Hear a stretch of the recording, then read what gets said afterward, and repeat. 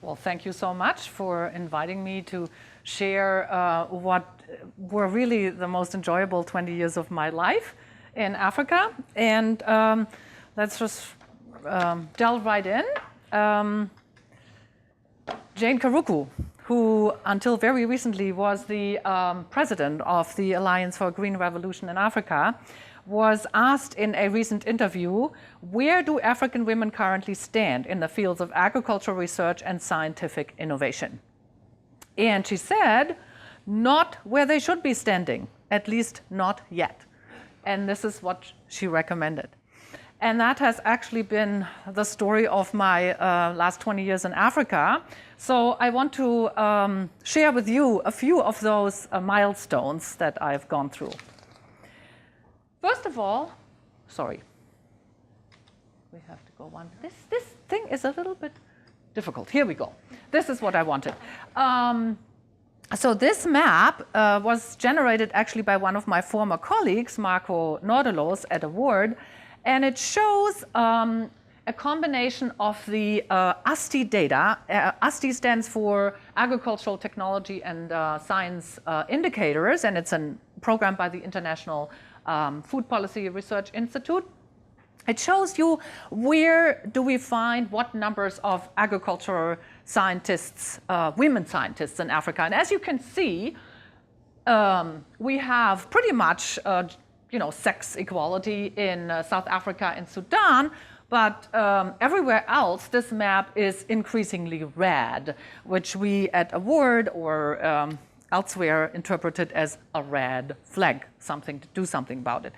And worst in countries in West Africa, but also in Ethiopia, where in fact the trend between the comparison between data that was collected in 2000 and 2007-8 showed that the percentage of women in agricultural research went down from 8% to 7% only.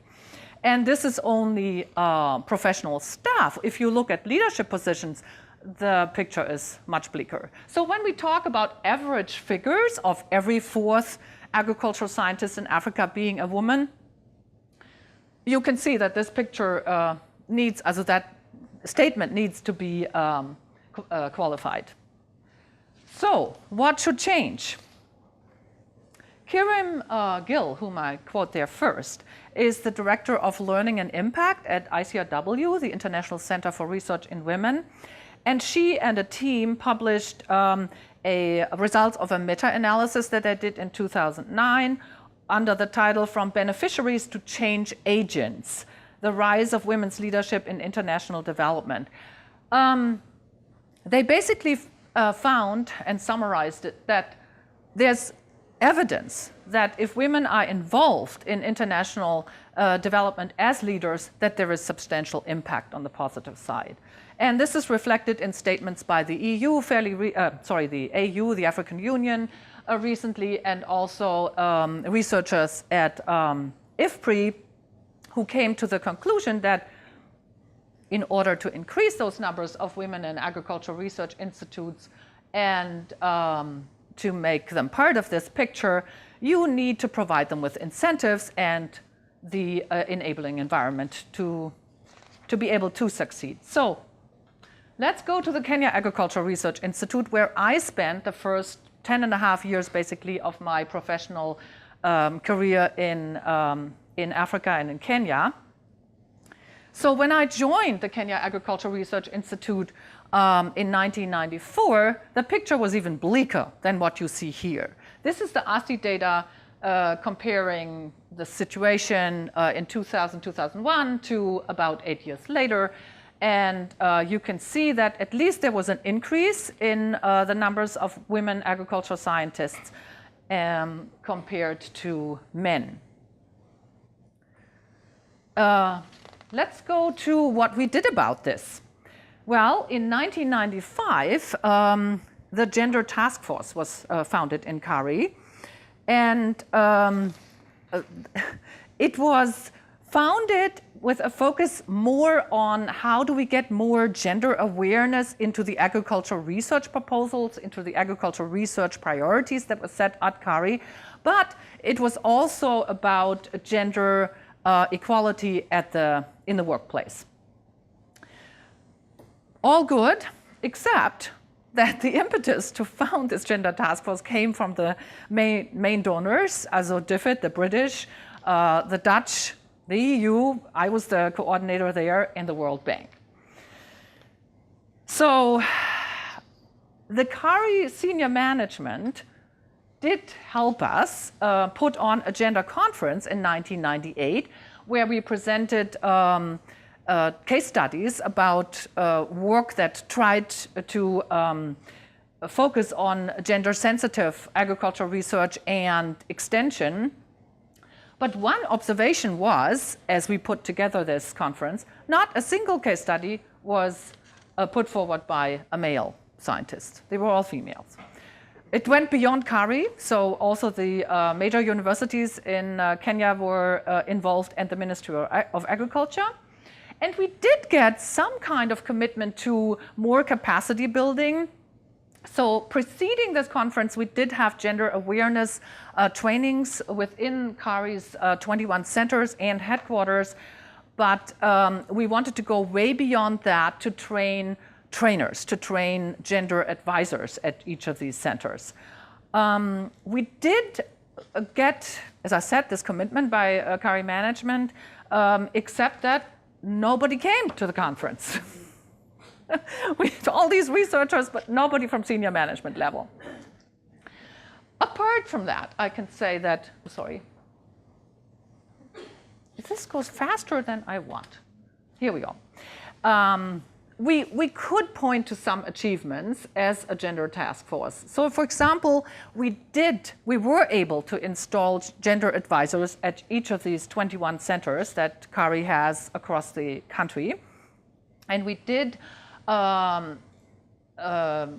get money to give a prize for the most gender-sensitive research that was presented at the KARI biannual conference. These gender advisors helped researchers not only in their ongoing research, but also to write proposals that were more responsive to gender needs. And so they developed a kind of a checklist on what are the criteria that you use to ensure that something is responsive to the needs of different genders at the Center Research Advisory Committees, which are supposed to be held every year. Led by Extension, KARI researchers have to present what they want to do in the following years, and they have to give kind of a summary progress report. So these Center Research Advisory Committees are, in theory, as per KARI policy, the condition to get your research approved by the board. It's not always followed to the letter, but at least it's a challenge for the researcher to think about these issues, and the gender advisors were there to help them. So what were the lessons learned? We did certainly find that in order to help get gender sensitivity and more gender equality into the institution, we needed to take more of a holistic approach. It wasn't enough to provide academic training. So gender advisors, for example, were facilitated to take MSc courses, to take technical courses, and so on. But that did not help necessarily. And in order to get more women into leadership positions within the institution, we found that there was a need to build soft skills. Soft skills complemented by mentoring, building role models for women. So, and the other thing that seemed rather important and was very difficult to get implemented was institutional commitment. How do we get support at policy level? We had a little survey done at KARI on how did women feel about the equal opportunities, and in fact, it wasn't it was pretty positive, except that they said that when it came to management and leadership training, it was mainly allocated to the men. So in 2000, this is too fast. What happens? In 2004, Vicki Wild, who was presenting here last year, maybe some of you were here, she was the director of the CGIAR Gender and Diversity Program. She approached me to say, well, you know, we might get funding from the Rockefeller Foundation to do exactly that, to provide a holistic fellowship program for women in agricultural science. And what should that entail? Help me write the proposal. So we sat down and, well, lucky enough, the Rockefeller Foundation actually gave us the funding for that. And Syngenta Foundation added a little bit of money to include an agricultural entrepreneur. And this, what you see here, were sort of the interventions that we offered these women in over the course of those 2 years. Important were the mentoring and the leadership training, but also increased visibility and the requirement to give back, to mentor junior women during their second year. These interventions were based on the experiences that Vicki and her team had made over years, strengthening the women scientists within the CGIAR. I need to tap that very lightly. The remote isn't working. I'm sorry, it's not here. So why was this fellowship program that we actually could only offer to 22 women as successful as it actually was? And this is what we found. Increasing women's visibility was one of the main factors. Make them known, make their research known. And then powerful champions. So I mentioned Vicki, an amazing champion, but also Peter Matlin, who's actually an adjunct professor at Cornell. He used to be the director of Rockefeller's Sub-Saharan Africa program, and he was the one who provided us basically with the initial funding for this pilot program. The holistic approach was extremely important, and that includes that we worked with men. We worked with men as mentors from the very beginning, because if you don't rein in the support of men to be ambassadors for making women more visible and become leaders, there's no way we can succeed. Complementing mentoring with training and professional networking seemed to be one of the, it jumped again. I'm sorry. I don't know what's going on here. This is strange. Okay. A comprehensive M&E system that allows you to practice adaptive management. We found that extremely important. Okay, major lessons learned were we didn't get it exactly right from the beginning, from the word go. For example, we had offered the women the leadership course and a negotiation course within 6 months. That was completely overwhelming. So after the first round, we changed the timing so that we offered the women's leadership course in the first year and then let the women practice. And the negotiation course, which is an amazing course, Negotiation Skills for Women, offered by Deborah Kolb, who used to be a professor at Simmons College in Boston, is now retired. That came about 12 to 18 months after the women's leadership course, and that worked a lot better. And also, we had to learn that sometimes less is more. For example, we had built into the program that the fellows could be supported for 2 international conferences. Now, if you are somebody who has never presented at an international conference before, there is no way you can prepare and submit your abstract on time and your paper on time and do that twice within the period of, well, less than 2 years, because you first go through this formal mentoring approach and everything else. So we had to admit that that was just too much. Internet was not a given in Africa in 2005. So we had a lot of communication problems. That has changed amazingly. So now we don't even have, award doesn't even have to worry about anymore. The other thing was that building science skills, which we did not really consider as much, is more critically important for these women than we had originally thought. So science and proposal writing skills, but also science communication skills and opportunities to work in a state-of-the-art environment in your field are things that are of critical importance to build women leaders in Africa. And then we had assumed that these women have already a good background on what it means to be gender sensitive and gender aware and become gender responsive. Again, that was definitely not a given. And we did experience a bit of backlash from male colleagues.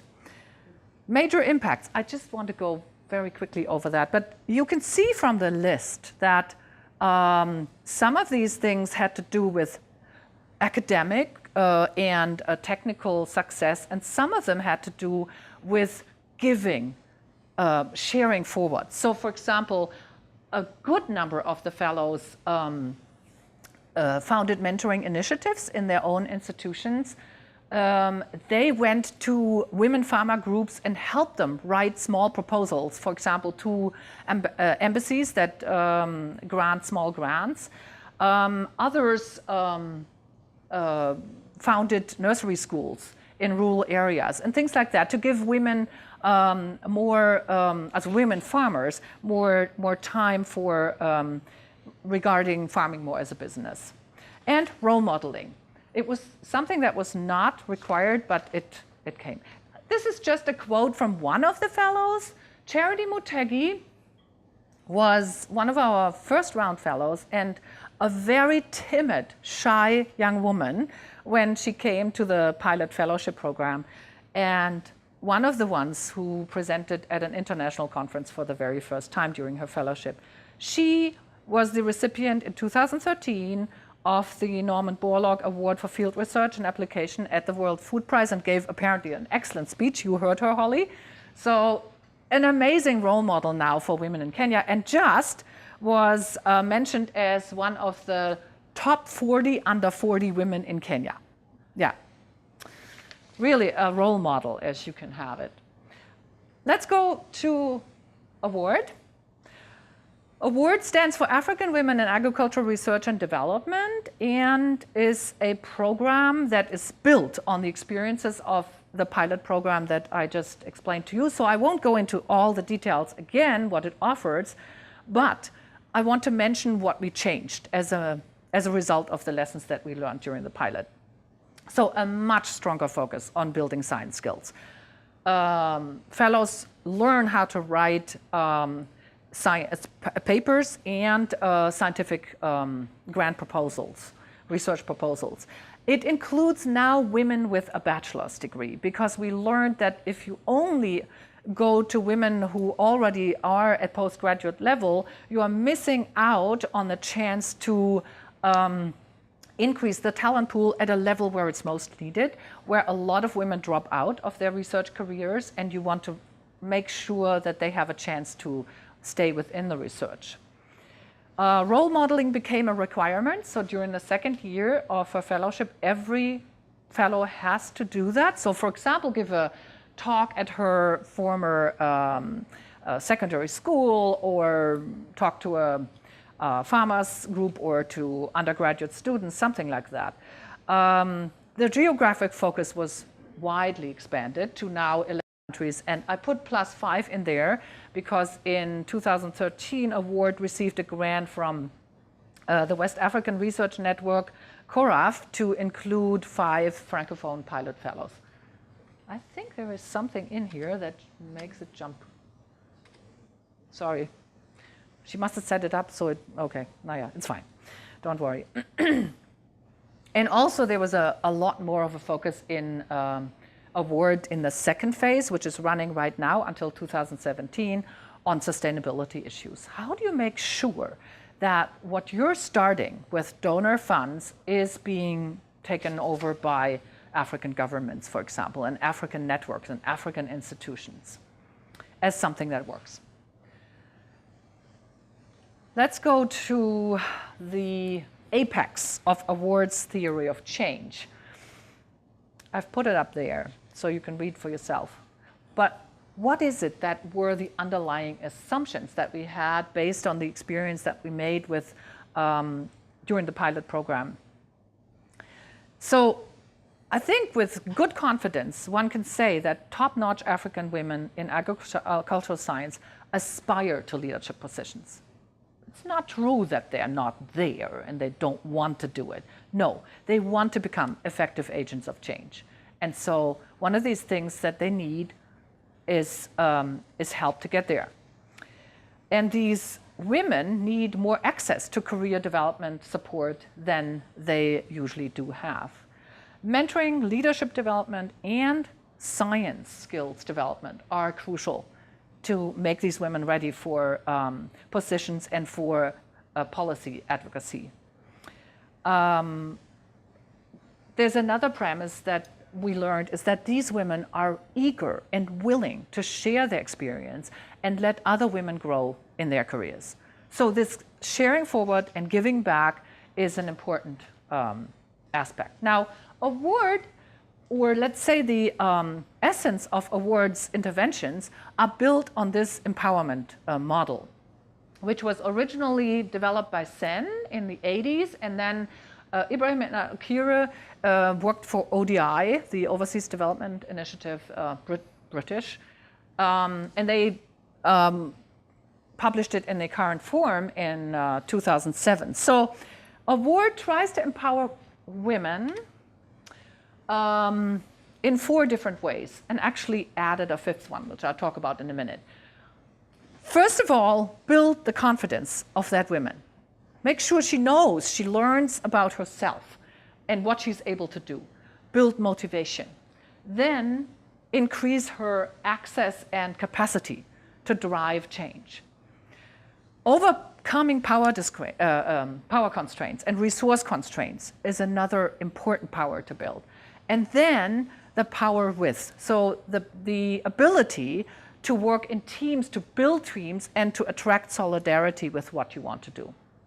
The 5th power, that actually is based on the work of Robert Chambers, talks about the power to empower.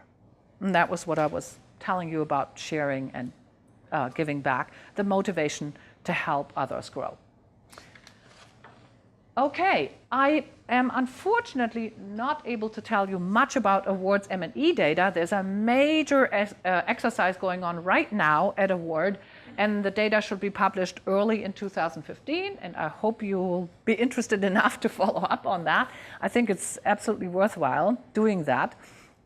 But I want to share with you some data that was collected by Dahlberg International Development Consultants in 2013.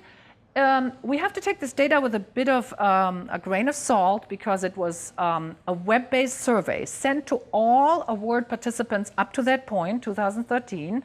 So over 300 fellows and 250 mentors and fellows, mentees. And they received a response rate of 31%, which they said was very good for a web-based survey.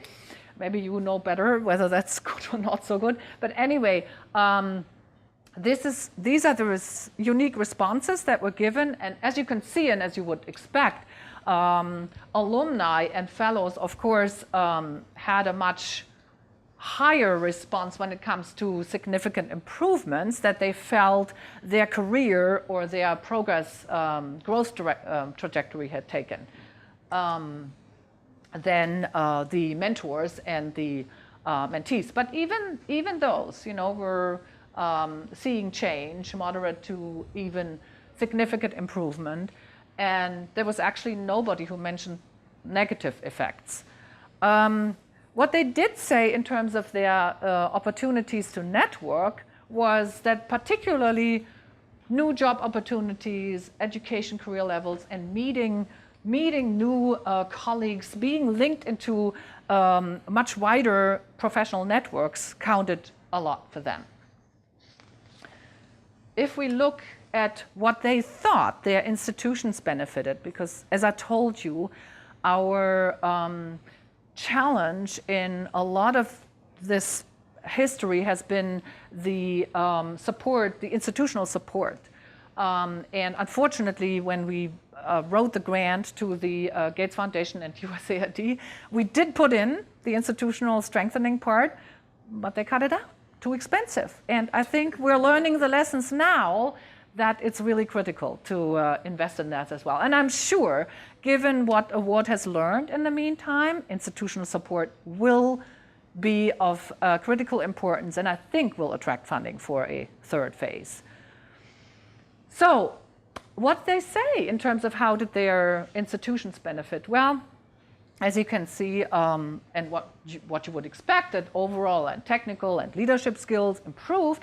But what was interesting is that also the, where is it here? Also they thought that their peers have become more gender responsive. Now, don't be too critical about, this is Dahlberg's words. I would call it gender aware rather than gender responsive. But apart from that, I think that is a big step, that they had the feeling that their leadership changed attitudes and their peers changed attitudes towards being more gender aware. Also, to a smaller extent, more women were recruited and promoted. Main lessons learned from award. I think one cannot underestimate the importance of an alumni network. And that's something that award is building now. It had not featured so far, and it's something that requires also some material input, so something they need to negotiate for, but it's absolutely necessary to keep it up. Institutional ownership and advocacy at policy level comes up at, as you can see, whatever I did over the last 20 years, it's of critical importance. Award needs to work on a business model, because it is unlikely that you will get funding for this type of program for more than 10, 15 years, and they're approaching the 10 years fairly soon. And one has to admit that gender responsiveness is still a bit of a challenge. So the good news is that Cornell University is actually picking up on that, together with Makerere University in Uganda, working on a program called Gender Responsive Researchers Equipped for Agricultural Transformation, or short, GREAT. And you will hear more about that in a November seminar from Holly. I hope you'll all come. And I'm very excited about that. It's great fun to be involved in this.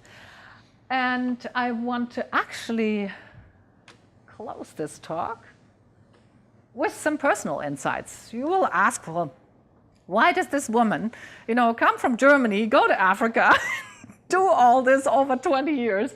It was an amazing journey for me personally. I got to Kenya not because I was geared towards this. I got married to an American, actually a Cornell graduate, who was already there. So my husband was very worried that I would get bored professionally, and got me in touch with the Kenya Agriculture Research Institute, and that's how my journey started there.